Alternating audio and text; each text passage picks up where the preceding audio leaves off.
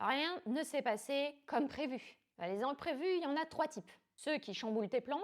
Bon, par exemple, tu pars en vacances et là, bam, t'as toute la famille qui chope un rhume. Sympa. Ou pire, ton ou ta chérie a complètement oublié de poser les congés qu'il devait poser. Bref, chaos total. Deuxième type d'imprévu, ceux qui chamboulent ta vie. Genre les gros trucs, une maladie grave, la perte d'un proche. Là, c'est du moyen terme et ça laisse une vraie trace. Pas comme ceux d'avant. Ceux d'avant, c'est pas vraiment, on va dire que c'est le chaos à court terme, quoi.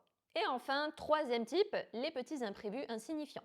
Genre, oh my god, il n'y a plus d'œufs dans le frigo. Oui, c'est frustrant, mais bon, on va s'en remettre, hein. Et comment on gère tout ça, du coup? Spoiler, on peut pas tout anticiper. Mais on peut se préparer émotionnellement à réagir comme des pros. Dans le tricot, par exemple, un imprévu, c'est presque tout le temps une opportunité. Pas assez de laine? Parfait, c'est l'occasion de fouiller le stash et de redécouvrir des écheveaux qu'on aurait oubliés. Une erreur dans le modèle? Génial! Tu vas pouvoir customiser ton tricot et en faire une pièce 100% unique. Une bourde dans ton projet? Mais c'est super ça! Tu vas devenir experte ou expert en détricotage. Et ça, c'est une compétence qui vaut de l'or, hein. Et si tu stresses trop, pense à ce proverbe tibétain que j'aime beaucoup. S'il y a un problème, il y a une solution. S'il n'y a pas de solution, alors il n'y a pas de problème.